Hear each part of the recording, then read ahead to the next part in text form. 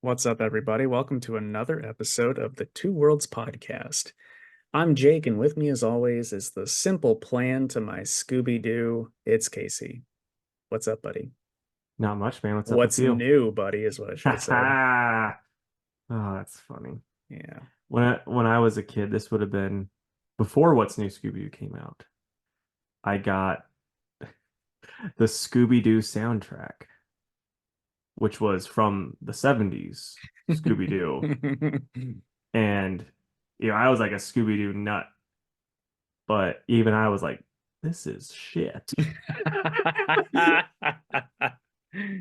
Like you can Uh, only listen to the original Scooby-Doo theme song so many times before, it's not any good anymore. Because like what else is on there? I don't even remember. It's almost as bad as the time I bought the B-52's vinyl. It was Oh, that sounds it awful. was like 50 cents at the Waiting Room Records, which was the record store that was by Acme Comics when I went to college. It was Yeah. like 50 cents, and I think I overpaid. Because it was like Uh, five different versions of Rock Lobster, and I think maybe Love Shack was there, but I'm not even sure if Love Shack was on it. It was just a lot Dude, of Rock Lobster. if you didn't even get their other hit, it's like it was not worth the 50 cents. I mean, the thing is, I don't understand how, because I hadn't heard Rock Lobster until I got that, because I knew, Love Shack, because everyone did because of the Flintstones movie, which, we have discussed how that shaped my life before. But then I was like, never heard this. And I started listening. I'm like, wow, this was their other hit. This is so bad. Like, this is one of the worst songs I've ever heard. Yeah. Um, Speaking of that, that song, maybe it was either Guitar Hero or Rock Band it was on, and I'm pretty sure it was Rock Band. But that's the first time I heard it. Yeah. And so I'm like trying to play electric drums to this song. I'm like, this fucking sucks, It's dude. so bad. Let us know down below if you guys are or if you're the lead singer of the B-52s, or if you're just big fans, and if you're like, no, no, no, Rock Lobster changed my life. And if you are the lead singer of the B-52s, come on the show. Let's Yeah. talk about Rock Lobster. Also, what's your name? Is it Brian 52? Oh shit. We are so funny. Couple of funny guys. Yep. Anyway, before we get into the news, we actually have multiple YouTube comments. And it's people answering the questions that we asked them. So we're gonna say them here. All right. So I believe this is Casey's brother, one Gerblah. Yep. Hello, He Nick. it was funny. He did like this would have been probably almost 10 years ago now. But he did this. I was like the Kentucky Buffet. I think it was like these pro wrestlers. He went on their YouTube show one time, but they didn't know his real name, so they just called him Mr. Gerblaw. That is wonderful. All right. So Nick's Fantastic Four for Star Wars. He says the Ewoks, adorable teddy bear warriors who used guerrilla warfare and pointy sticks to help defeat the galaxy's most powerful military. Shadows of the Empire. It's weird how forgotten this book, comic, video game, and action figure line has become. It was one of the coolest Star Wars anything in my childhood. Still wish we could have seen a live action Dash Rendar. I agree. I read the Shadows of the Empire comic at one point and really liked it. Yeah, and he had the so that means I also had it, the Dash Rendar toy. Mm-hmm. And Dash Rendar just looked cool. So I never read the comic, but boy Yeah. howdy, it's Well, like that. It was like Casey cool guy aesthetic for sure, without right. the jeans, and the ponytail. But also just a fantastic name in Yeah, general, especially for Star Wars. yeah. He also says the Boba Fett one-shot comic I got at Walden Books.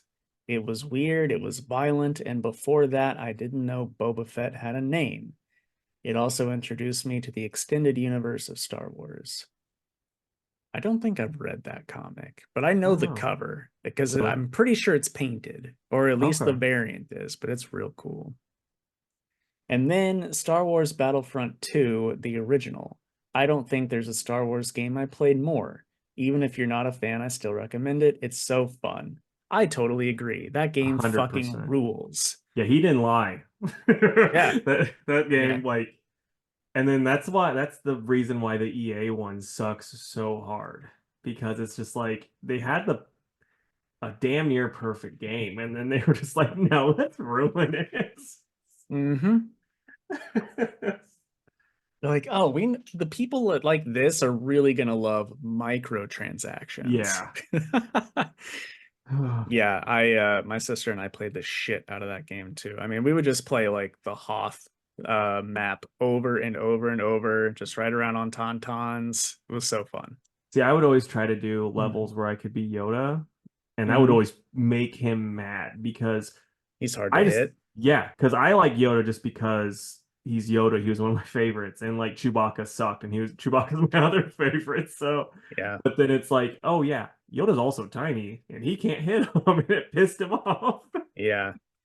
Yeah, like it's always funny, like Chewbacca, Han, and Leia. It's like, yeah, these guys are cool if there are no Jedi on the field. Or like, I mean, if you want if the Emperor is there, it's like, yeah, I could just get Han, I guess, because the Emperor kind of sucked too.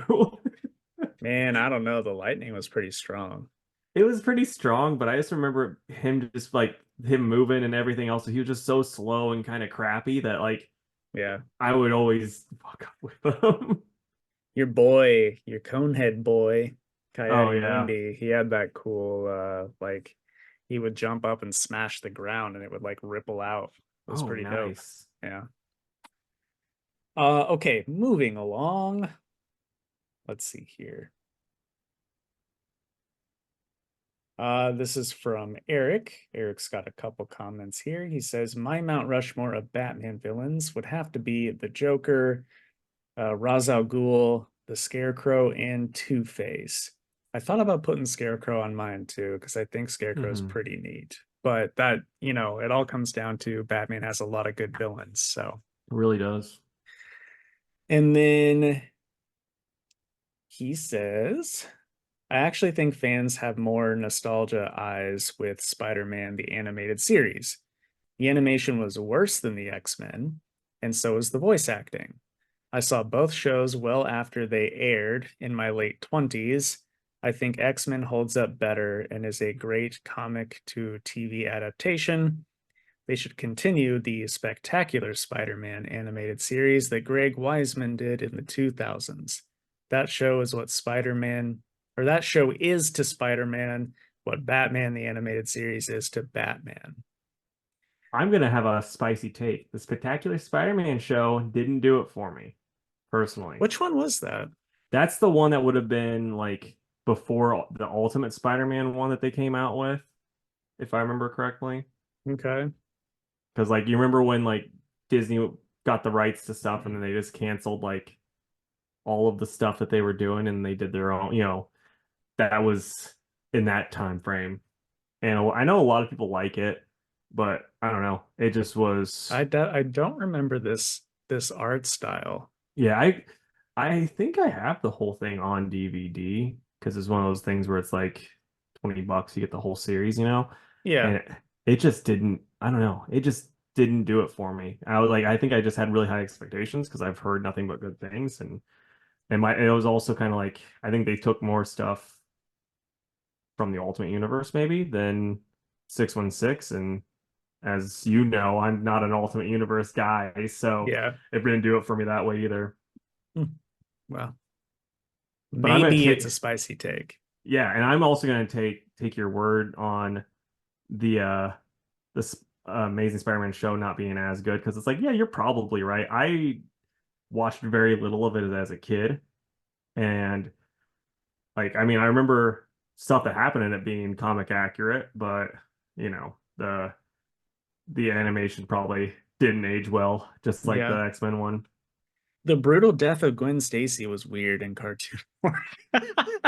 Well, it was just like it was weird that they made her whole head fall off. They're like, I yeah, let's make it know. even grosser. Yeah, kind of fucked up. Yeah, and then it was weird that they were like, let's adapt the part where Norman bangs her still. Yeah. They're like, why? This is a kids show. This is Like, a yeah, kid show. people need to grow up.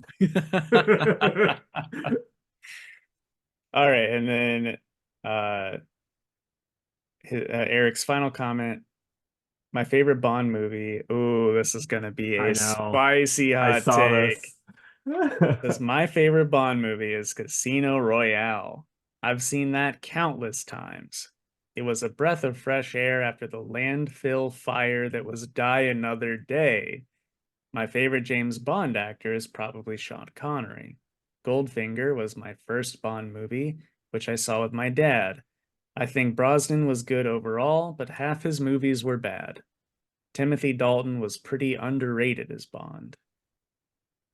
So See, there I'm you not go. surprised he thinks Timothy Dalton's underrated because he liked Casino Royale, and those are both like Timothy Dalton before Daniel Craig was always touted as like the most book accurate. So it's like if you like that style, it's like you're gonna probably like Daniel Craig. And since we're both kind of more like no, let's get more Roger Moore and the silly Bonds up in here and like later Connery, please.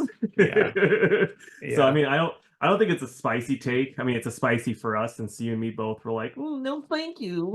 But for the normal people out there, like that's a pretty normal take. We were the spicy boys again, I think. Yeah. Well, dude, even the friends that we had Easter lunch with, James Bond came up and one of them said that Casino Royale was their favorite. So, I guess it's just an us thing. Yeah. I wondered with Casino Royale if it's like the age you see it too. That could be. I mean, I think Casino Royale is the best Daniel Craig James Bond movie. That's Uh that's what I hear from others. Like after I watched that one, I didn't really have any interest in watching those others. yeah. But I didn't end up seeing the last one. I can't yeah. even tell you what the name of it was, but Let's yeah. let's let's just try to do this. All right. So Casino Royale, Skyfall, um, The Quantum of Solace was in Quantum of between those, okay, Quantum of Solace, but and I don't know what was after Skyfall. yeah, and then um, all right, man, I was like hoping saying them out loud we would have got it. Yeah. Let's just Was Google it it. was it Home Alone? Sorry, Daniel Craig. That was Skyfall. Oh, it was Skyfall. Okay, There were two after Skyfall. damn. There was Spectre Oh, and Spectre. I knew that one. Yeah. No Time to Die. Okay. I should have known Spectre because I was actually moderately interested, and then I read spoilers, and I was like, "Ooh, you lost me." Yeah. I mean, I should watch them. I I think Quantum of Solace is so bad. Casey and I have talked about that before. Like I watched that movie twice and I still was like, I don't know what the plot is. Yeah. Um Skyfall I enjoyed more, primarily because it wasn't the worst fucking movie I've ever seen, and secondly, because it was so fucking stupid with the Home Alone stuff at the end that it made me laugh. But I should watch Spectre and No Time to Die just because I've seen the other ones. Yeah. But anyway, okay, and then we have one other person comment. It was our dear friend Preston. And Preston said, "Hey dudes, thanks for having me on. Always love to show up and talk comics and Star Wars. I My didn't get a vote." say, Preston. He says, "My vote for the next episode's title that I'm on is definitely The Preston Menace, followed closely by the Rise of Preston. Favorite James Bond for me is definitely a tie with Moore and Connery. Favorite Bond movies that are, from the separate eras are Skyfall, The Man with the Golden Gun, and GoldenEye. My Batman rogues are Riddler, Scarecrow, Catwoman, and for the bit, White Rabbit." Love that. Love that. See, like Catwoman, I think belongs there, but at the same time, it's like she's become such a friend that it's hard for me to, classify her as just a rogue. That's why she wasn't on mine. Yeah. Yeah, fair enough. Trying to, man, that era of James Bond, like Man with the Golden Gun. I do not remember that one at all. Oh, that's got Knick Knack, and it's got Scaramanga has three nipples, and there's a car jump that's awesome. Okay, I do know the car jump Yeah, because okay. it goes upside down, right? Yeah. Yeah. Yeah. Man, I just need to marathon those at some point. Hmm. Anyway, thank you guys very much for commenting. We love to read all your comments. That Okay, was well, yeah.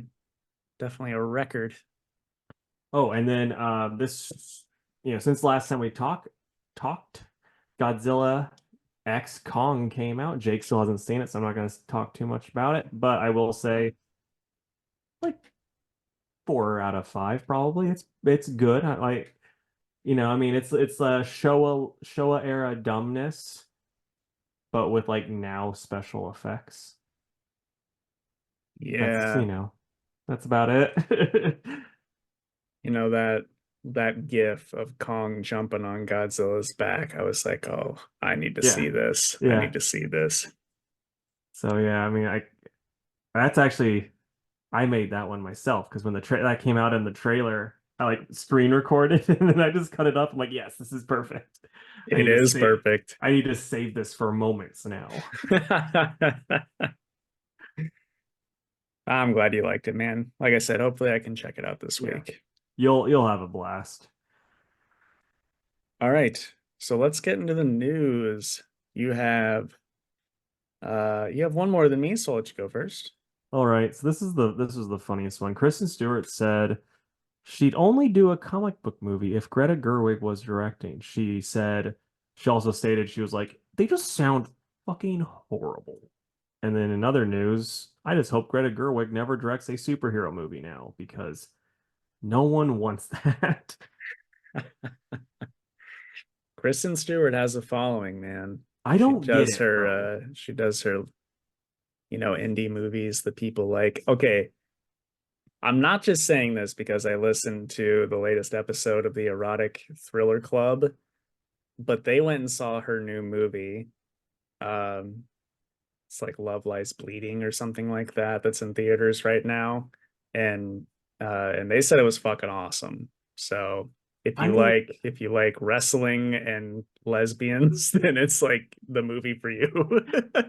those are like two of my favorite things. I No, figured.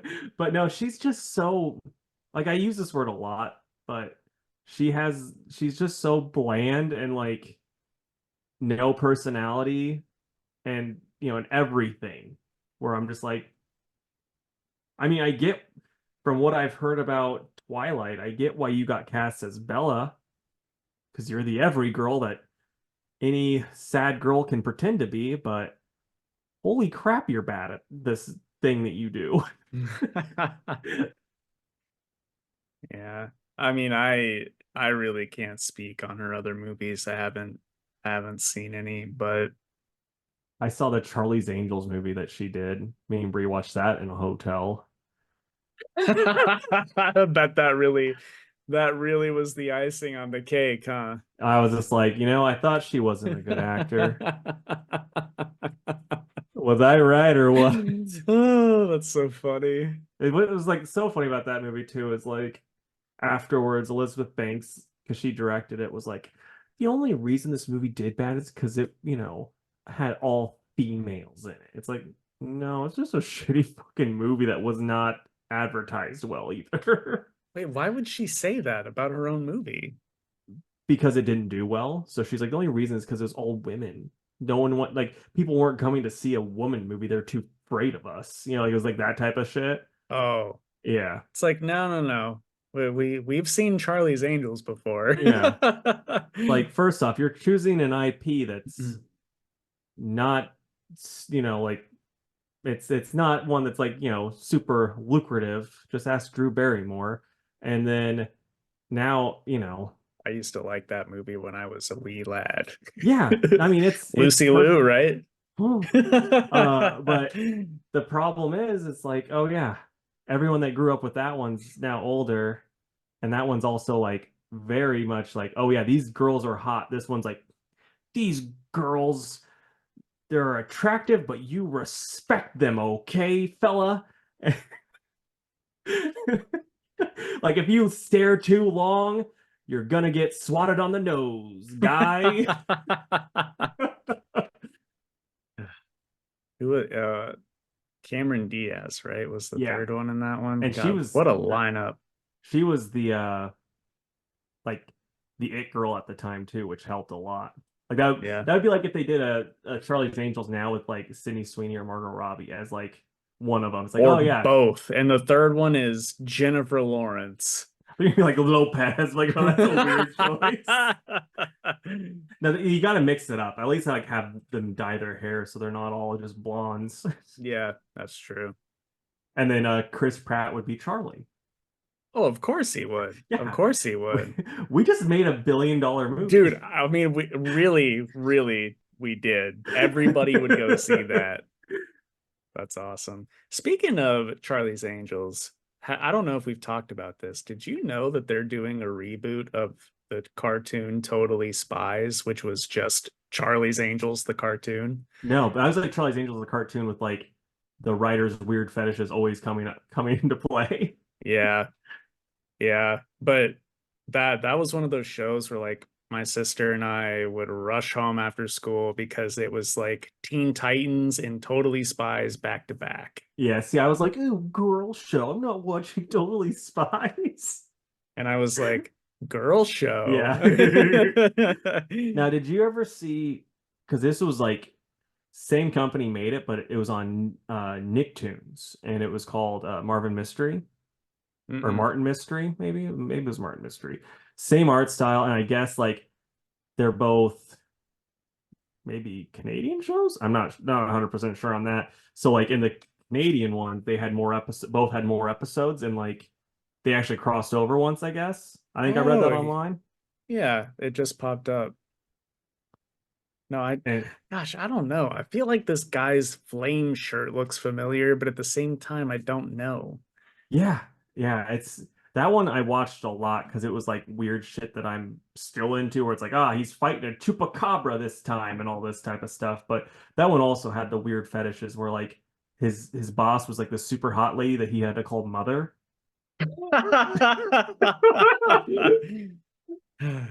He's me. Yeah. No, that's funny. I really I do hope that the Totally Spies reboot is good though. Just for nostalgia's sake. Yep. Is it the same writers or is it new? I don't know. Or any clue? All I right. don't have a clue. Okay. So Casey's favorite show, Velma. We finally got a season 2 release date, Casey. So get ready, buddy. Mark your calendars. Thursday, April 25th. It's coming back to Max. There we go. It's a How damn many shame. how many years has it been between seasons? I think only one. What? I think. Huh. Okay. I could have swore that it had been. Hang on. Because it kind of got like fast tracked. They as soon as the other one was announced, the first week they announced season two. 2023. Okay. Yeah, that's crazy. Any guess what its current rating is out of 10 on IMDb? Probably like a 3. 1.6. Yes. That's funny. Let us know down below. Are you excited about Velma season 2? Please don't watch it. You just don't like it because you're anti-woke, Casey. I mean, I'm anti using the term woke. I'll say that. It's like that's to the point where it's about as bad as Karen and I think of the other one that people always use, where it's like you guys kind of made it lose all its meaning. Dude, speaking of, Oh, it's like, Boomer. That's the other one that I don't like. yeah, it's remember when we used to think epic was overused? It's like, fuck, dude, bring back epic at Yeah. this point. It's like no cap, bro. Ugh, on God, for real, for real. But dude, no, Anyway, like dude, we're sounding like epic Karens right now that are just too woke, you it's know? kind of cringe. Dude, I fucking hate cringe. I cringe so much when people say it. Okay, so Ernie Hudson is in talks to play Lucius Fox in The Batman 2. So I saw that reported once and I'm like, yeah, that's pretty awesome. I love Ernie Hudson. I've met him. He's a delightful person. He should be great at this. He's also though like 76 years old, so it's like, in the James Gunn verse, let's hope they get someone a little bit younger. Yeah, I didn't see that until just now, and I love that Yeah. casting. Yeah, it should be perfect for the Matt Reeves verse. It's like I said, only downside, and I know Lucius is old, but at the same time, it's like if you want to be making a building universe, you got to get someone young. Like that's just how it is, you know. Yeah, So, but I just I need those movies to keep going because I just love Alfred so much. Andy Serkis is so cool. yeah. Okay. Okay, so here's a really quick question about Alfred in live action. Have they ever had a bad one? Because I liked all of them. No, I don't think there's been a bad one. I mean, even in like Batman and Robin, Alfred was solid. No, that that Alfred's awesome. He's the same one that was in the Tim Burton ones. Like he was the only one that got Yeah. brought back. Yeah, what was his name? I don't know. I always knew him as Alfred because he was just this old wrinkly turd. And then I don't really remember the one in 66. I'll say that, but I'm sure he was fine. Yeah, I don't remember that either. Michael Gough? Hmm, Goughh? okay. I don't know. But yeah, he was fucking awesome. No, they know what they're doing with Alfred, that's for sure. Like even Pertwee, the doctor, the what is it, the fifth doctor or third doctor's son who played him in Gotham was Hmm. awesome. Yeah, I totally agree. Yeah. Who's your favorite? I'm probably gonna go with Michael Caine, Hmm. even though it's like he was seemingly more like the first Batman Begins, he was like peak Alfred, and like the other ones, it's like, yeah, we're trying to make him more his like voice of reason and less Alfred. You know what I mean? Yeah. But you know, that's probably still my favorite. You probably the same way because Muppet Christmas Carol, maybe, yeah, gave you that love of Michael Caine that just won't go away. It sure did. Not only Muppets Christmas Carol, but also the original Italian Job. I always loved that movie See, too. I've never seen that one. I want to though. It's cool. If you like Mini Coopers and young Yeah. Michael Caine, it's right up your alley. He was just the coolest motherfucker back then. Yeah, But well, I mean still is. Anyway, we're getting off on a lot of tangents we tonight. are. Okay. So I don't know which of these to do first. I'll do okay. So Jeremy Adams and Travis Mercer are going to be doing a young team book at DC.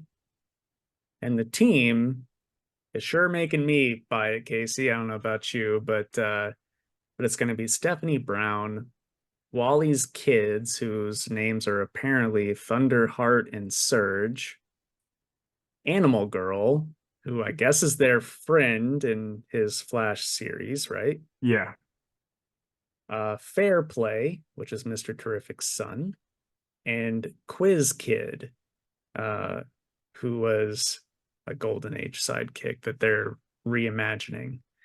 I think it sounds great, Yeah. especially Jeremy Adams and Travis Mercer posted some like character or some like costume designs, His art's awesome. Yeah, I can't wait.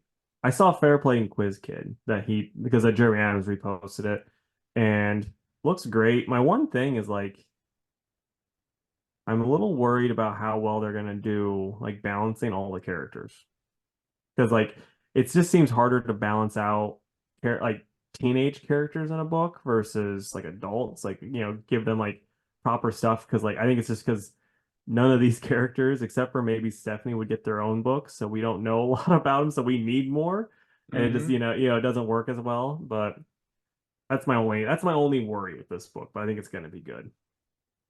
Yeah, I realize that Fair Play and Quiz Kid are going to be like reimaginings, but it's like, okay, Stephanie in my mind has to be the leader, but at the same Hmm. time, when she's in other books, she's like the goofy one. So Yeah, are they going to change her and make her a little more serious for this to be the leader? Or is it just going to be a bunch of goofy ass kids? Like, I don't know. I could see her try, being the leader, but then also having to deal with a know-it-all fair player or a know-it-all quiz kid, try to be the leader too, that type of Hmm. thing. So Yeah. we'll I see. mean, it's a great opportunity for some character development there. Yeah, for sure. Okay, so I'll talk about this one. Apparently Dragon Ball Super is coming to an end after the Black Frieza arc. I knew they were gonna go on a hiatus, but the way that the creator, the the guy that that Toriyama chose basically that he kind of made it sound like yeah after this Dragon Ball is gonna be going away. We'll see what Goku gets up to like with what they do next and all that. But it sounds like he's done. It sounds like it's just kind of done now, which is a shame. Yeah. I mean, give them time to mourn and heal, Yeah, and then they'll probably, come back in full force. We'll see. Any idea when that Black Frieza arc starts? it's going on now. Oh, it is. Just Yeah, not over here. it's in the mangas. It's just that's like so the manga I guess is a good bit different than the anime like with the characters and stuff and then like after the Tournament of Power they're just like they just kept going and so like they have like the Moro arc and then the other and it's like it's probably never gonna get animated. That is a damn shame. Yeah. Okay. So we finally got some details on what's called DC's Finest, which is their equivalent to Marvel's Epic Collections. I've been waiting on some news on this because I think it's going to sell like crazy. But they will be priced at $40. And the ones that they've announced in their first wave, there's going to be Batman Year One and Two together, Wonder Woman by Gail Simone, Catwoman Lifelines, which are the two mini series from the 80s and 90s before she got like a proper ongoing by, was it Brubaker and Darwin Cook? Who I, did Cook stuff? I'm pretty sure Brubaker and Darwin but then also I think Darwin did it by himself too. Okay. I I could mean, it, be it ran for forever, so I know that yeah there were changes, because but I have the trade downstairs and I think Brubaker did some did like the first arc, and then Darwin just did all of it for a hot minute too, but I could be making that up. yeah. Then we've got the Coming of Superman, which will be Action Comics 1 through 25. I think that's pretty Gross. cool. Because really the only way you can get those issues is by buying the Golden Age Superman Omnibus for $150. So that's pretty dope. This one just it makes me shake my head. They're doing 0 Hour Part One. 0 Hour shouldn't be done at all because that story fucking blows, dude. I've read it.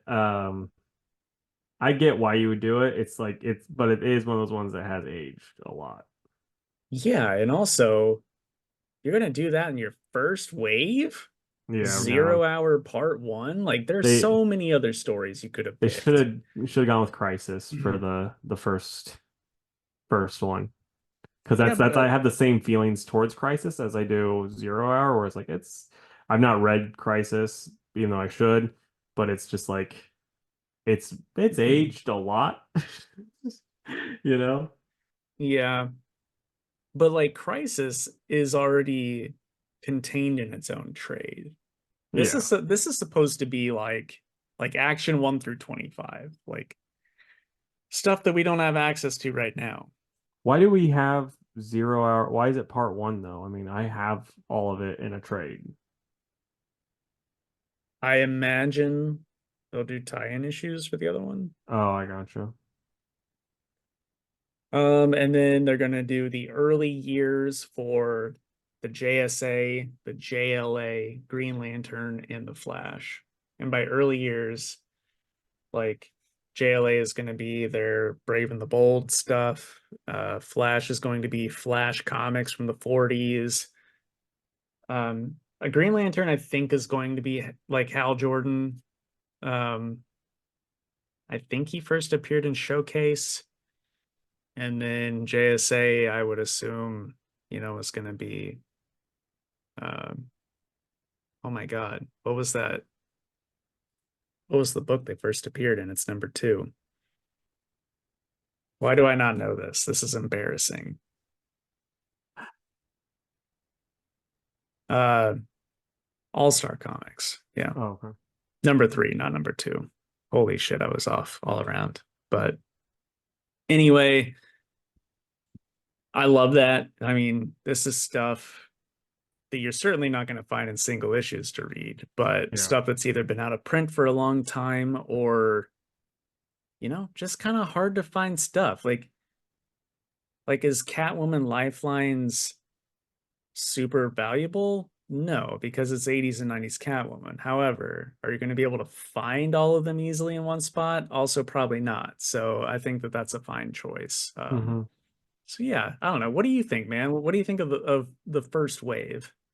I mean, it sounds cool. My one thing is like this seems really like niche, like a really niche market, that would want this. Like this isn't, I don't know, to me it doesn't seem like a lot of this stuff you're gonna get like a random person who's like, yeah, I'm kind of interested in comics, that type of thing. It's gonna be kind of like gonna be the guy that's been reading comics for forever, and that type of person is going more and more away. It just seems like to me. Maybe, but the shop owner in me Yeah. is like, no, we need this. No, We I desperately get need that. this. Yeah. I have a question with the Flash comic that since you're talking about it being really early, is that like, I mean, like that's, you mean like Jay Garrick the Flash, right?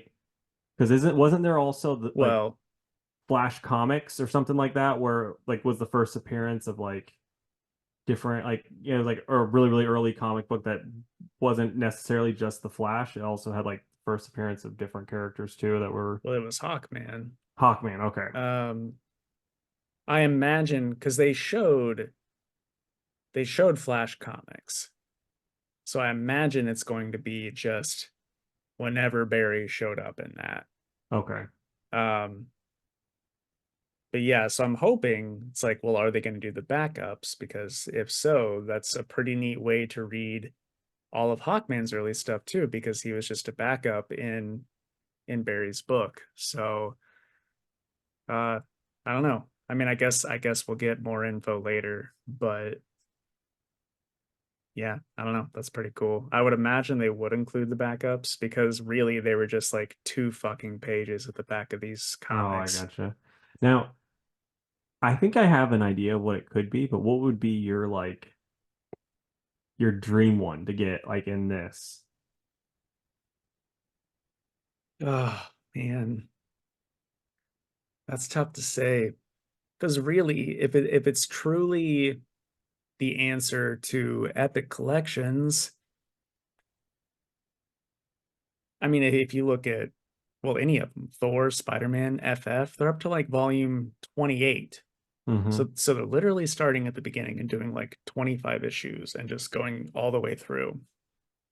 Um, So, dude, there are so many that on the spot I really can't like nail one down. I'm gonna say the one that I think could be. I Mhm. might be getting the name wrong, but was it All Fun Comics? The first appearance of like what it was both Spectre and Doctor Fate, right? Yes, that's Okay. more fun comics. More fun. Okay. But yeah, So yeah, that would I probably be it. I was like that's got to be at least in your top five. Yeah, for sure, for sure. I think maybe even Our Man might have been in Okay. there too. So yeah, that one would be awesome. Even though those comics are not great, they're just hilarious. Really? It's like, I mean, so I've got the Doctor Fate DC Archives hardcover, um, and those were like long out of print, but all those early Doctor Fate comics, he's the most powerful sorcerer in the entire DC universe. And all he does is like punch. Yeah, that's awesome. And literally throw bad guys out of windows, like skyscraper windows. Yeah, And then he's just, well, bad guy taken care of. that's awesome. Yeah. Okay, so my last bit of news. I mean, I don't know. We saved the best for last. Everyone's favorite defender, Finn Jones, posted a picture on his Instagram story of him reading an Iron Fist and Power Man comic. People think he could be teasing a comeback. I'm thinking maybe he just learned to read finally. I don't know. No, You be I you was be not a fan nice of to his. Finn. I know, I was the only one that liked it. So am I excited? Yes, I am. Yeah. I mean, maybe he'll actually put in the work to learn how to fight this time because his fight scenes sucked hard. Man, I don't care. Where I like that series. And season 2 was so much better than season 1. It was great. I mean, that series would have sucked so much worse if the one girl wasn't in it. She was awesome. Colleen? Yeah, because Finn was like, well, I didn't have time to get ready for my fights, and then Colleen's over there just like wrecking people, looking awesome while she does it. Like, what did she do? Did they just go like? Did the trainer just go? No, I'm just working with her. Yeah. I was talking with a customer the other day, and I was like, we knew that the Netflix era shows were good when they were coming out, but we really didn't know how good we had it, you know? It's like what Yeah, is I mean, Iron Fist is better than some of the Disney Plus shows that have come out. That's for damn sure. I am sure. So it's like even what people think is the worst one, still pretty darn good compared to some of the stuff we're getting now. I'm not Well, saying that that makes it better. I'm saying that Disney should try harder, but still. hire hire better writers and like I don't know. I mean, this is I'm saying this as 100% as someone that hasn't watched the Disney Plus shows, but from stuff that I hear, it sounds like they're more worried about getting points for doing things like, like, oh, we have this strong female character, emphasis on the female, not on the strong or the character. And then like where the Netflix shows were like, yeah, well, we have like these awesome female characters that are just awesome. They would be awesome if it was a dude or a lady in there, in all of the shows where it's like, yeah, Luke Cage had parts where wasn't a fan, and Iron Fist had most of the show that I wasn't a fan of, but Colleen and Dude, Misty were awesome. Colleen and Misty, in Luke, we had Black Mariah. She was a good villain. Hmm. We had obviously Elektra and Karen and Daredevil, and then, Karen Jessica. Karen Huh? gets some hate. I like Karen. I do too, but like I know she gets hate. So Yeah. But I had a major crush on the gal that played Patsy and Jessica Jones. yeah. She was awesome. Yeah, no, and then like Jessica Jones, I mean, Jessica Jones was kind of forgettable. Like I just forgot about it until you said it. But I mean, she's good. Patsy was good.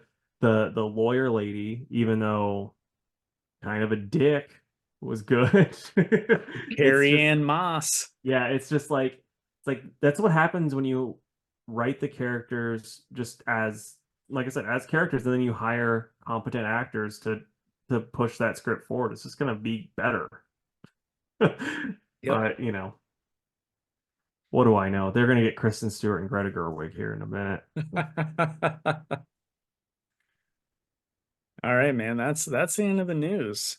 So what'd you read this week? All right. So I read The Flash #7, Wolverine #46, Newburn 16, Duke #4, Daredevil #6, or that was 7. I'm just stupid. Alan Scott Green Lantern #5, The Six Fingers #2, The Incredible Hulk #10, The Nasty #8, and Batman Dark Ages #1. We had a shit ton of Miuchis this I week. know, I know. I was like, as I was setting us up, like, he maybe read this one, but the rest I know he did. So So I've got Conan the Barbarian #9, Green Arrow #10, The Six Fingers #2, Alan Scott #5, The Nasty #8, Incredible Hulk #10, Daredevil #7, and Batman Dark Age #1.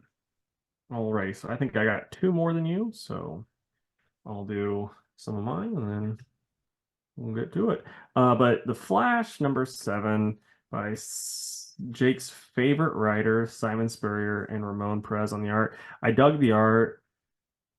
This story's kind of losing me, as Jake would expect, but I mean, it's fine. Wow, I'm really surprised.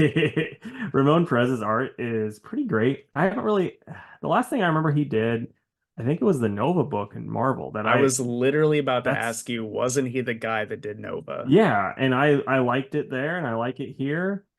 Like it's good. There's certain things that I'm not feeling, but like this one, the the all the other issues were feeling more and more like this is some weird shit going on, guys. We're doing this weird stuff, okay? And then this one is like the first one where I'm like, I feel like the plot's actually kind of moving forward. It's not just explaining, like showing off this new weird thing. And so I enjoyed that. But at the same time, it was kind of forgettable. But I'm gonna probably go 6 out of 10. It's adequate. Like the Flash book prior, like Jeremy Adams run was like one of my favorites, and then before that, the Josh Williamson was one of my favorites, and then this one, it's just kind of like a book that I could drop and I wouldn't be sad about, but it's fine. Not surprising. Yeah. Well, if it was you, you'd be like, I want to burn this book, and it makes me want to punch a kitten. I'd be like, damn, Bard. Well, I mean, really, it comes down to this. Does he write the Flash well? Does he get the character? I mean, better than he does Black Knight. That would be pretty fucking hard to top. So Yeah, it just comes off like at times where some of the characters he just seems to be writing them how like kind of Bendez-y, where it's like this is how I want them to be, or no, more like Tom King, because Bendez is like I'm writing them all with the same voice. So like at least Tom King can be like, they can be all different even though they're all depressed deep down inside. But okay, so next up it's Wolverine 46 by Benjamin Percy and Romelu Fajardo. Wait, no, never mind. That he's one of the cover artists. Benjamin Percy and Victor Laval on the writing, and then Corey Smith doing the art. And yeah, it's more of the fun. Though like it's kind of funny because a lot of crazy stuff's happened. Sabretooth has Quentin Quire's head in a like it looks like a lamp, like a Green Lantern lamp type thing, and his head's just in there, and he's still like he's got control over his mind power, so he's making Wolverine see like he's on an old mission with his old pal Creed. And so then they're like we're trying to work together and stuff, and then other characters are doing things. So like that group that was like the old X-Men, like and the old like Sabretooth and the Exiles group shows up, and like they make this big thing. So silly. He did this big thing. Toad like gets the gun from him, and he's like, "Miss us!" And then he just gets his arm ripped off, and the guy in Sabretooth just takes the gun back. And so yeah, they just get fucking wrecked. And then like Wolverine like rips apart one of them because he's still mind controlled. And yeah, it's gonna like shit's gonna get crazy next issue. And I'm like, it feels like the next issue would be the last. And I look in the back and it's like there's three more of these. I don't know where this is going, but I am here for it. So I'm gonna go Yeah, 8.5. somebody was like, is this like really 10 parts? And I was like, 10? I don't know about that. And then I looked, I was like, yeah, it's gonna be 10 parts. So I don't know. I mean, do you think that's where you're at right now? Is that too much? You think he can pull it off? I think he can pull it off. I mean, I would be 100% against it though if they were like, okay, this starts with Sabretooth, War, whatever, X, that book. And then it continues in Wolverine. Then it continues in Sabretooth and the Exiles. Then it continues and does the Marvel way. But then since this is all contained in Wolverine, I am fine with it. Fair enough. All right. Conan the Barbarian #9. It's written by, and I love, they do this every issue. It's written by Grim Jim Zub with art by Ravaging Rob De La Torre. Yeah, I mean it's just Conan the Barbarian. There's nothing else that I can say about it. It's like you're either kind of reading it or you're not. It's the adventures of Conan. It looks like Joe Kubert's art in the best way possible. And in this one, Conan gets framed for murder. So we'll see what happens. He has like a multi-page fight with King Cole. I don't know if you remember those old comics. Um, which I thought Cole was his son, but I must be confusing Cole with somebody else. And you're saying like Nat King Cole, the jazz musician? Kull. Oh, okay, my bad. I would read that though if Nat King Cole and Conan O'Brien were fighting Conan each other. O'Brien. Yeah. Yeah, it's cool. I like it. I'm gonna give it an 8 out of 10. Nice. All right. So Newburn 16 by Chip Zdarsky and Jacob Phillips. Um, yeah, I like it. It's this is I'm pretty sure the last issue. So Jake's happy he doesn't have to buy them anymore. But yeah, no, this is like if you are a fan of crime books, this is a book that you should just pick up and trade at comic headquarters because it's just a really good, fun crime book.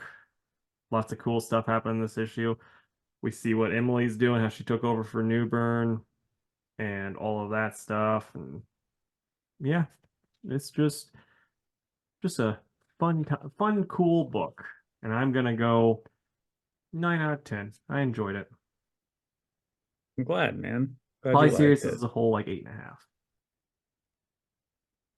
And then I'll hop into Joshua Will not I'm not hopping into Joshua Williamson, hopping into Duke, written by Joshua Williamson and art by Tom Riley. I love Tom Riley's art.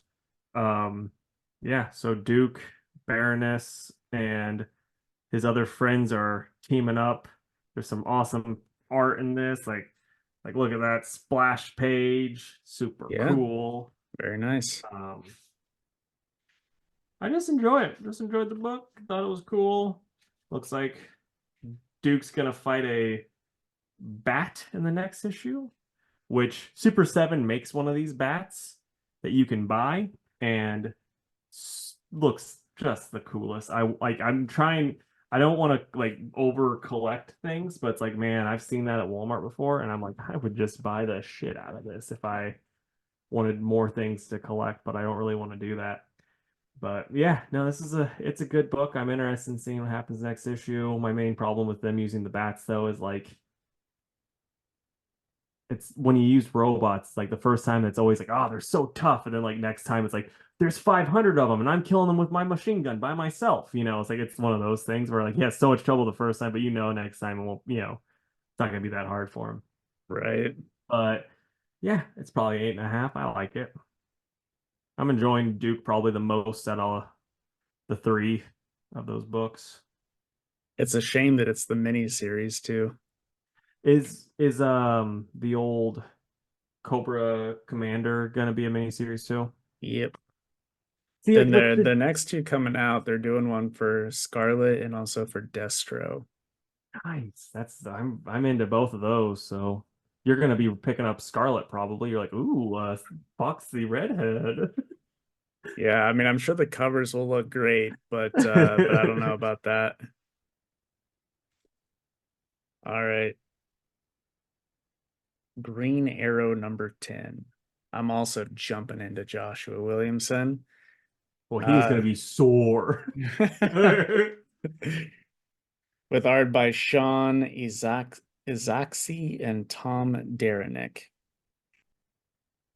And this was a good issue. It was a lot of info on like past Green Arrow family members. So we get like a full rundown of Roy, and this one page kind of shows everything he's done. Like he became Arsenal and he was on Red Hood and the Outlaws, and then he did his just Red Hood and Red Arrow. And that That time he was banging Hot Girl. So that purple Arsenal costume is like fucking terrible though. I know you like purple, but my goodness, it's a ugly costume. I love that cover. That cover where he's doing that pose. Yeah, I think it's great. I like his later Arsenal costume where it was just kind of Yeah, like I think that one's much better than that. it is. It is for sure.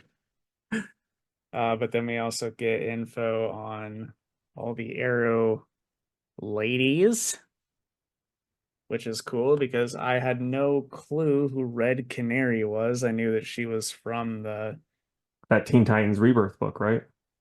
yeah, but even before that, like when they did Death of the Justice League, what was that event? Dark Crisis?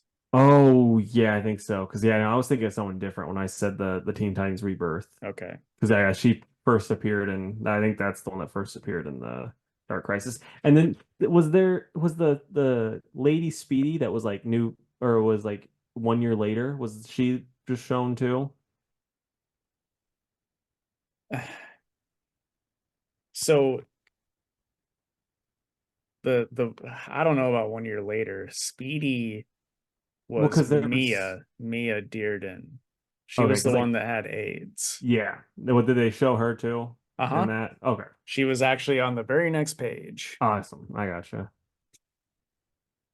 But man, it's hard to fuck up like a cool archer chick in black and red with just a cool name.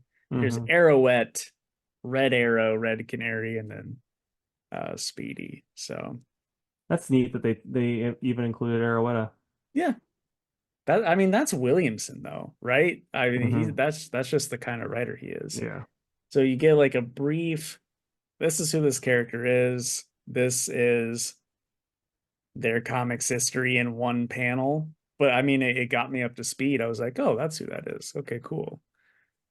Anyway, all the Arrow ladies went to this abandoned Justice League facility with Roy, and he was like, wait out here. I'll be back in a minute. And then he went in, and the security doors closed, and they didn't see him. So Hawk and Ollie go there, and Ollie's like, okay, I'm going in. Everybody stay here. So he goes in, and apparently, Sanctuary, that mask from Heroes in Crisis, can show hard light illusions of people. Yeah, it's the Psycho Pirate mask. Okay, that makes sense then. So they get in there, and Roy starts fighting Ollie because he thinks that it's the Sanctuary mask fucking with him because the mask has been fucking with him the whole time he's been trapped in here.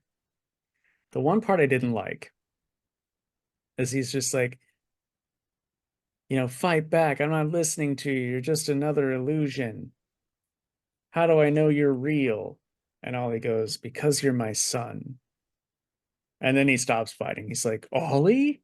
It's like, that's all it took? I don't know. Yeah. It just seemed like it was resolved too quick over that. Yeah. Like he could have said anything right there. Be like, I love burritos. It's like, holy shit, it's Oliver. It'd be really funny if he's like, because you're my ward, you fucking junkie. Oh, that's so funny. But anyway, they have a quick little catch up, and then the mask decides that it's going to reset and throw Ollie's greatest enemy at it. And it turns out that that is from the one time when he had to fight against the Justice League because the League shows up. And I'm like, okay, but isn't it just an illusion? Or can this thing like make them real? Probably make him real because I know Probably make them real. Psycho Pirate could make him real and like a real enough type of Yeah. thing. Well, that's going to be next issue. It's him and the League is Batman, Barry, Wonder Woman, Aquaman, Martian Manhunter, Superman, and Hal. So it's like, well, these two are fucked. Right? But I don't know. It's gonna get resolved easy. But I'm Hmm. still enjoying the ride a lot, man. Like this is Good. one of the best books. I'm gonna give it a 9 out of 10. Nice. Alrighty. So here's the order I have them in: Daredevil, Green Lantern, Six Fingers, Hulk, Nasty, Batman Dark Age.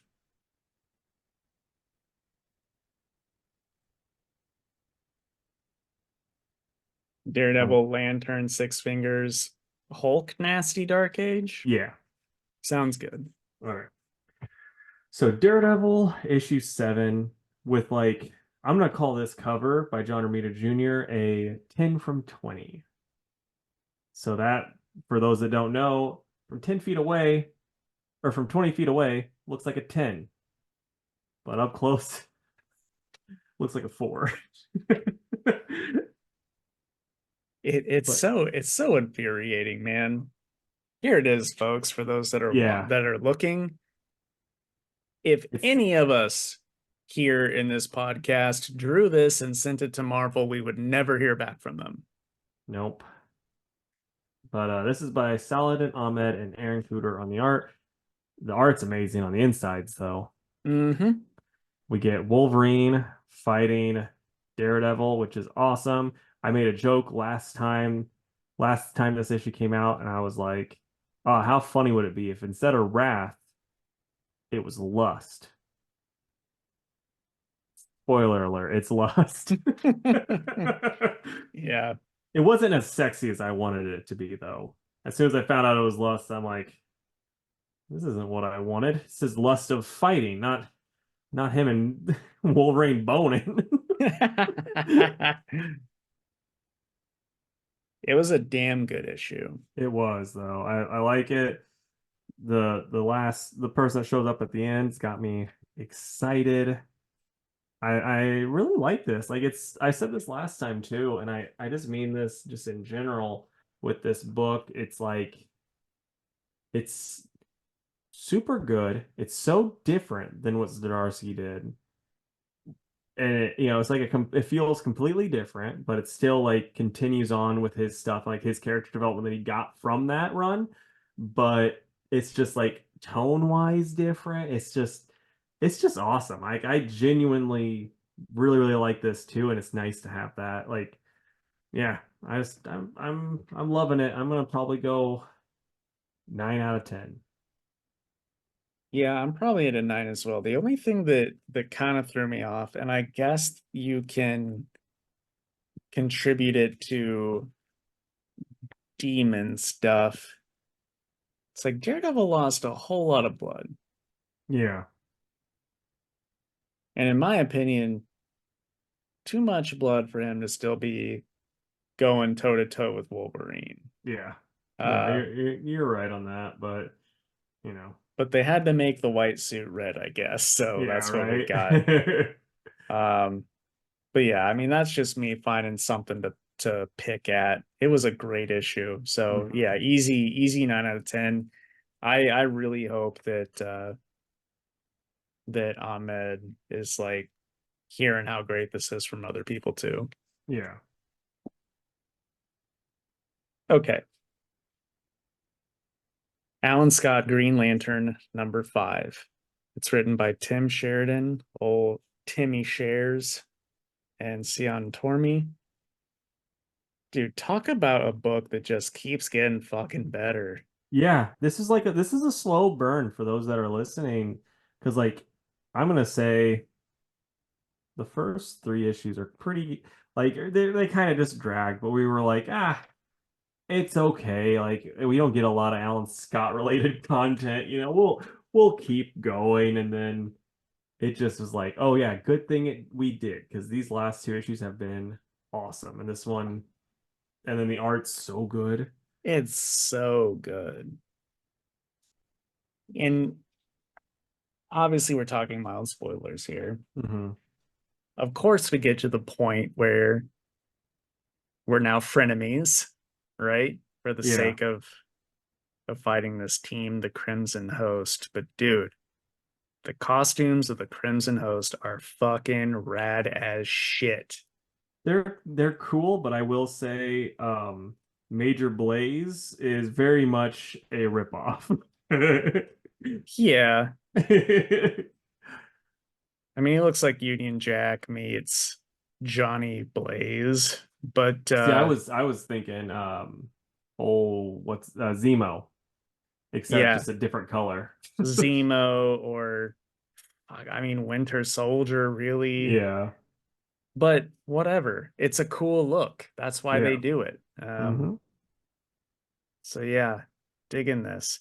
I thought this was going to be the last issue until I realized, oh, hopefully 6 isn't the last issue because there's going to be a whole lot to wrap up in one issue.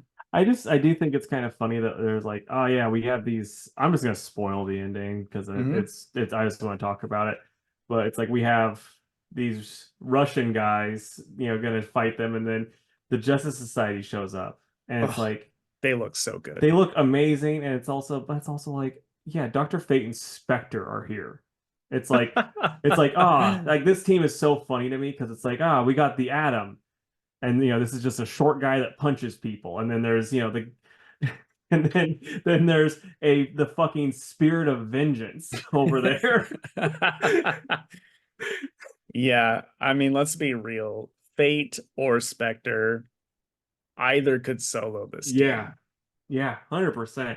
And then like you could maybe make an argument that like just Hawk Hawkman and fucking Jay Garrett teamed up could probably take them, Yeah. but I don't know what the Atoms like. That character is the dumbest character to me. Yeah, I mean,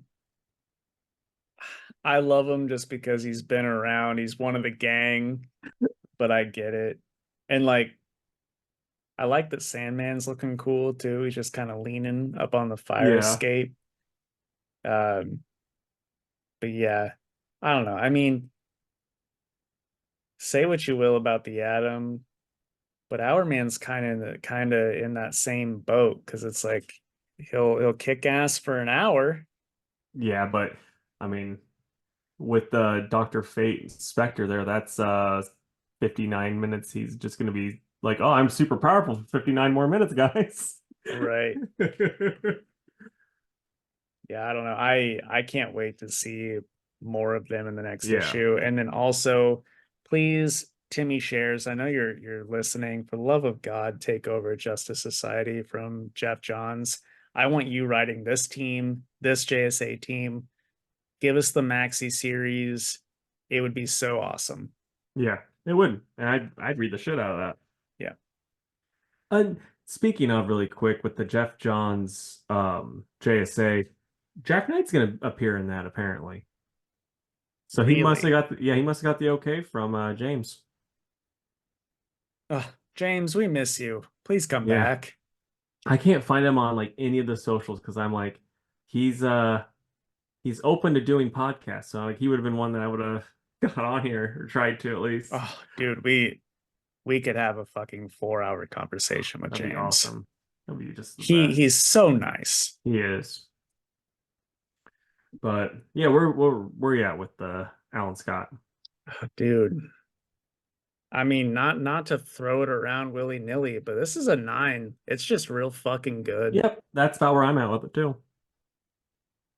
I'm gonna be sad when it's over because, we're up at the peak of the roller Yeah, coaster. yeah. It was just like like if you guys are listening and you were interested, but we weren't very like we weren't super hot on the first, like I said, probably 3 issues.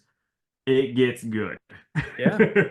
So like just get it in trade, I guess, if you haven't started it up yet, unless Jake's got It's some at the shop. I do have all the issues, but honestly, it's probably gonna read best in trade. Yeah. Um, yeah, just check it out. Alan's Yeah. awesome. Yeah. 100%.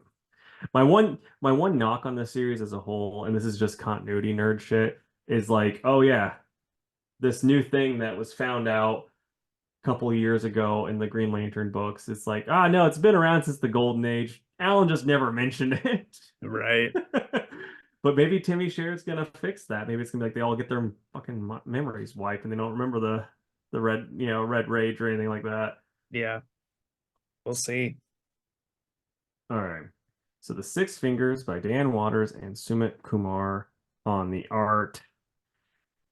Dude, I love this book. I love both of them. What'd you think? Yeah, it's really good. It's so fucking weird. Mm-hmm.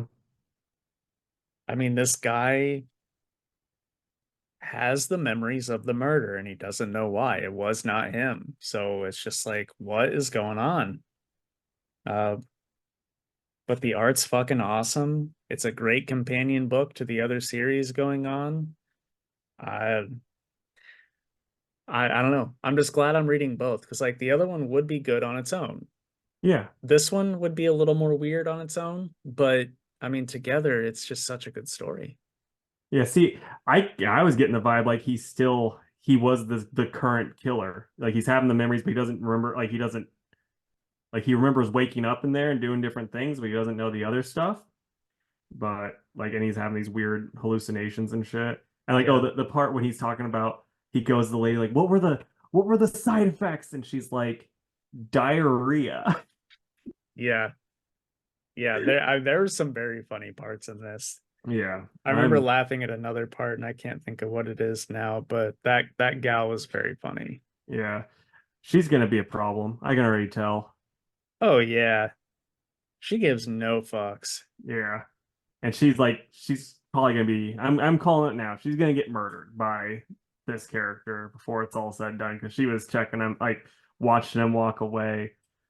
But yeah, no, I love this. I'm really curious how it's gonna be collected. Me and Nick were talking about it because this is like the two books are like ones that I think he would enjoy too. And I was like, I wonder how it's gonna be collected so that you get because like he bumps into the character from the other one in this and all that type of stuff. So it's like how it's gonna work, Here's when my you're reading them guess. this way. My guess is they will do separate trades, but then they'll do the complete edition that will stagger them in reading order. Probably, yeah. Wait for that one. Yeah.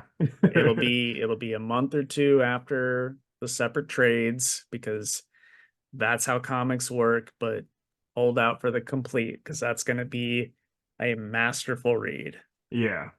Like that'd probably be one I might get for myself too. Yeah, But yeah, no. I mean, this is Image, so they might do it differently too.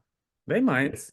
Marvel and DC would do it, the way that it can make them the most money for sure.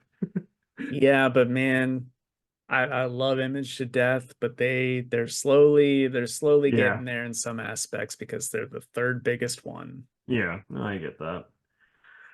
But yeah, All this right. is gonna be for me a 9.5, probably my pick of the week. Oh, nice. Yeah, I'm really Um, loving it. I don't think I loved it more than those others, so I'll say 8.5. Okay. it's hard to compare when there's so much good shit out this week. Yeah, no, this was a great week. Mm-hmm. All right, next we've got Incredible Hulk number 10. It's written by Philip Kennedy Johnson with art by Danny Earls. I texted Casey about this issue a few days ago. I'm curious if you felt the same, man, but this art was not doing it for me. See, I had no issues with the art. My only thing I didn't like was Hulk with body hair is weird. Yeah, But the art itself I thought was fine. The colors I thought added to it and made it look better yet. Um, but yeah, and I like the story. I thought the story was really good too. Like it's nothing that's like rocking my socks, but it's also not bad at all. I don't know. I don't like any of the faces, dude. I really don't. Really, And that's what I look at when I'm reading the dialogue. yeah. So it's just really hard to separate that. Um, I mean, I like the idea of this frozen Charlotte character. I think it's creepy and it's cool. But like, look at the fucking Nick Klein cover for the next issue. That's rad as hell. This is like a Bloodborne Hulk Yeah. crossover cover. That's what I want on the inside. See, I, Um, I still wish we could have get the artist from the second artist that we got on this series. I'm blanking on their name. That did the also did Animal New 52 Animal Man. oh, Travel Foreman. Yeah, I wish we were just getting more of that.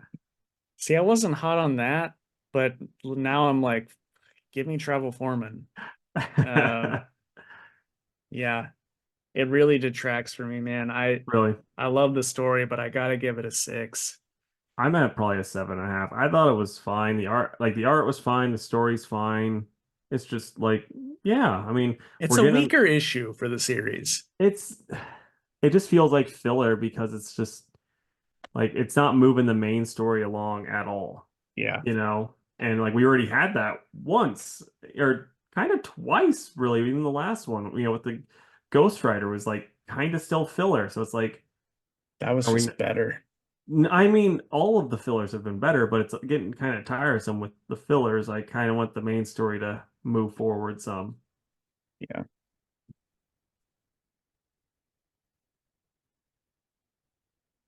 You said, yeah, you said nasty next, right? Yeah. I believe it's your turn, Oh, sir. sorry, sir. By John Lees and Adam Cahoon on the art. Did you notice the John Lees? And I'm assuming that's what Adam Cahoon looks like. The little cameo they had. Oh, no, I sure didn't. But no, I enjoyed this. This was a great ending, and it also felt kind of open for a possible sequel. But Yeah. yeah, I mean, what do you think? Did you enjoy it? Yeah, I think it wrapped up the story really nicely. Um, some things were a little quick.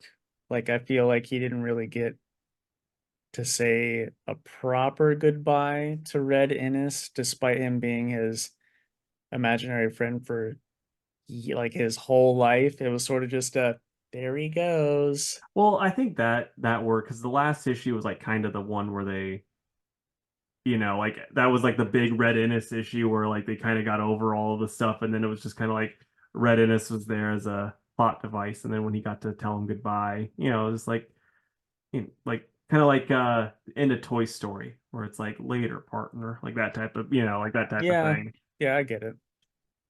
Um, yeah, I don't know.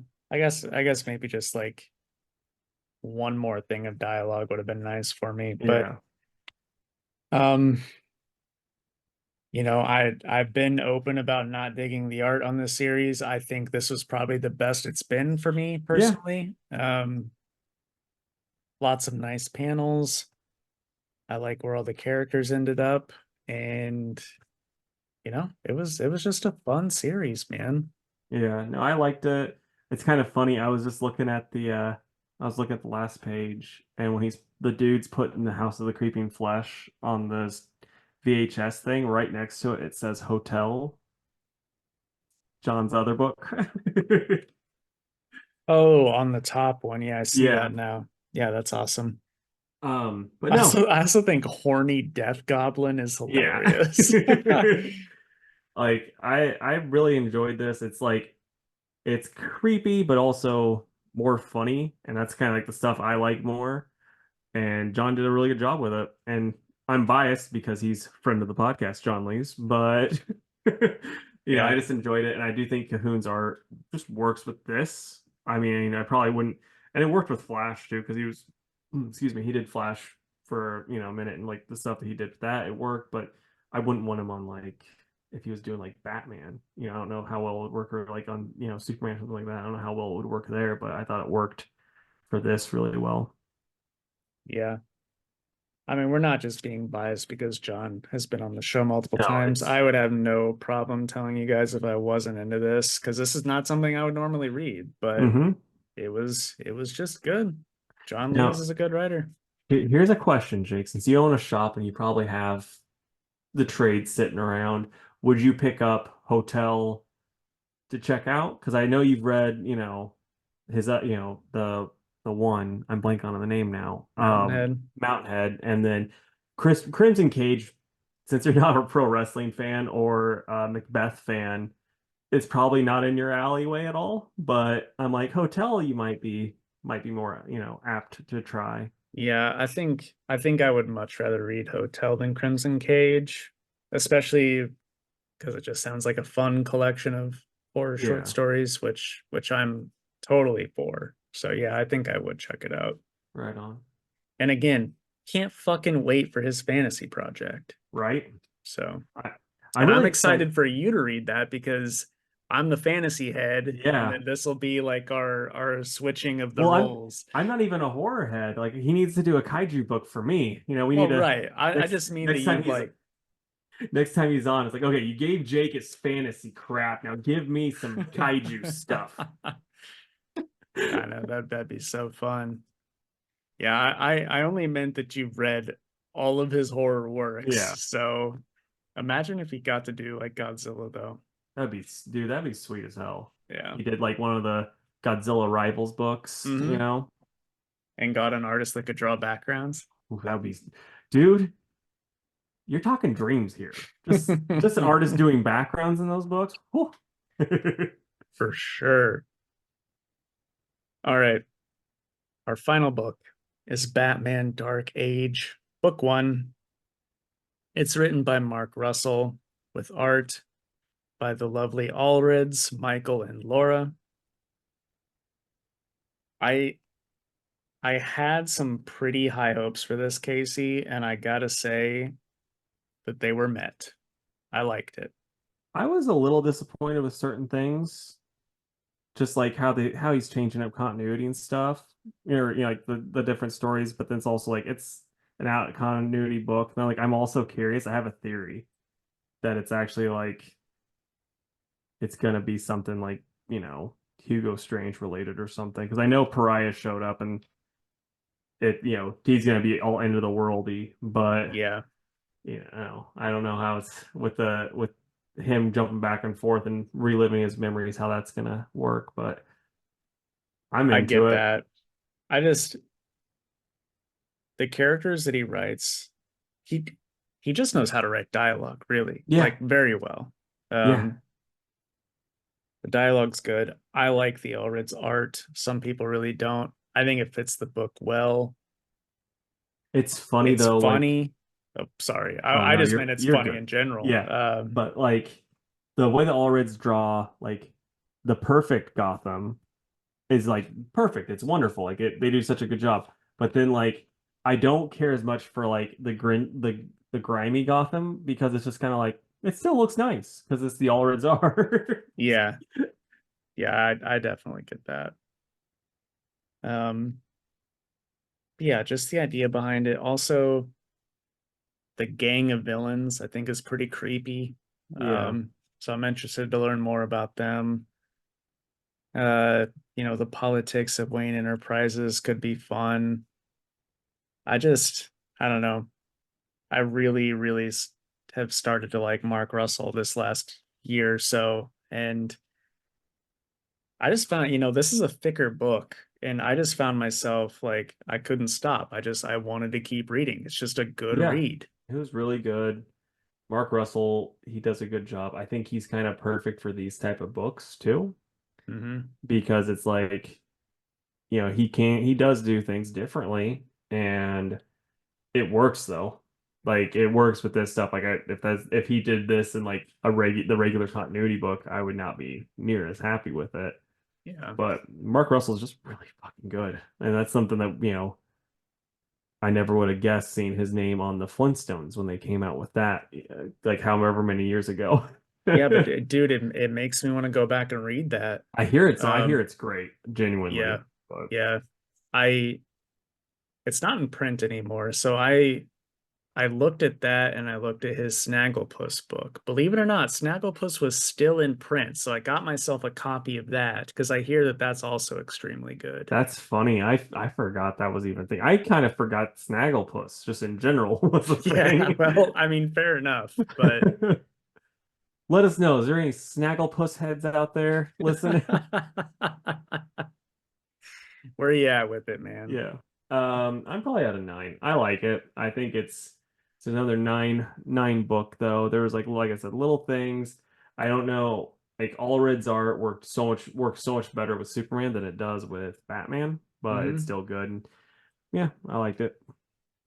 I'm probably at a 9 too. I It's really tough to choose between this and Green Arrow for pick of the week. Either one could take it. Um, but yeah, like we said a few minutes ago, it was just a great week for comics. Yeah. But what are you excited for in this coming week, bud? Well, I gotta say, Birds of Prey. We'll go Dark Souls and then Sonic Fang the Hunter. Nice. I'll say I'm kind of surprised you didn't say Doctor Strange since that one was Dude, I could say yeah. Strange, I could say Thor. There was another one that I really like that's out this week too. Sacrificers is Yeah. back from its break. So, Well, I was just saying Doctor Strange because it's like the next issue of the D&D stuff. So I was like, well, that's like, with that Alex Ross cover. yeah. Um, so yeah, I'll just say Doctor Strange for the both of us. I think Godzilla versus Mighty Morphin Power Rangers and One Hand. I'll also go with that. And Those then are my also, guesses for you. yeah, and then like for some reason, I really thought Kong Great War was over. Like that's really what my brain. And then I found issue 4, and it's like, no, it's not over. I don't know what the hell Well, I Mandela mean, effect I went through, but I was like, yeah, I remember they all died, and that's how it ended. And no, they're still alive. So I don't know yeah. what my brain was doing, but it was Well, in doing in something. defense of you, it's been a while It has since been a an while. issue came out. So, Yeah. But since you brought up Scooby-Doo and Simple Plan, I thought, because I didn't have one prepared for Fantastic Four, so just give me your 4 favorite Scooby-Doo shows/movies, or if you just want to talk about the opening soundtracks, you can do that too. I don't really care. It's pretty simple, planned. so I feel like we should say four that isn't Zombie Island because we all know Casey and I love Zombie Island. It's the best Scooby-Doo. Yep. I'm gonna say I'm gonna say Scooby-Doo, where are you? I'm gonna go What's New Scooby-Doo, even though Casey's not as hot on that one. I I know I had the VHS. I couldn't tell you what it's about now, but I know I watched the shit out of it. But Scooby-Doo Goes Hollywood. Do you remember that one? I do. I was not a fan because I was like, they're not solving mysteries. He's just doing Hollywood bullshit. Like he went to an Epstein party, I think. It was weird. I'm picturing Casey saying he's just doing Hollywood bullshit. Like there's one part where he did like a line of coke. Yeah. Yeah. He's like talking on a cell phone. He's like, ooh, I got a white oak coke rack. And then my fourth one, I don't remember how you feel about this, but I was a big fan of a pup named Scooby-Doo. Oh, hell yeah, that was on my list. Cool. So yeah, Pup Named Scooby-Doo, Mystery Inc. Then since he says no Zombie Island, I'm gonna go with The Witch's Ghost. And then I'm gonna go the second James Gunn movie.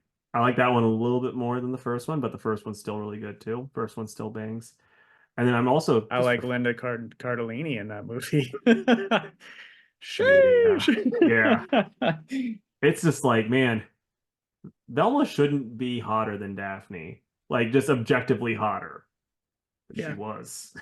And that's saying something because Yeah. Daphne is Sarah Michelle Gellar. Yeah.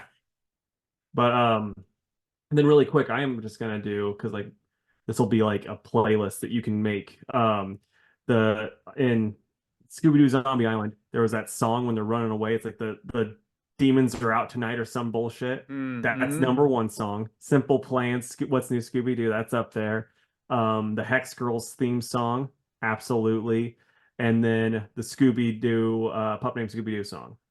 Scooby, a pup named Scooby-Doo, Scooby-Dooby-Doo. We need to like we need to cut to like just your full screen and like you're doing like the Velma dance and then like I'm doing like the Shaggy dance. Dude, it's so good. It's so good. I fucking love that shit. Scooby-Doo's awesome. Yep. Let us know your favorite Scooby-Doos and your favorite Scooby-Doo songs. Yeah. And then if our top 5 comments, we'll try to do a video montage of all of us dancing. No promises on that though. Oh man. All right. That's the end of the episode, folks. I had a great fucking time this week. Yeah, Great fucking time. absolutely. So, closing plugs. If you would, head on over to facebook.com/twoworldspodcast and give the page a like.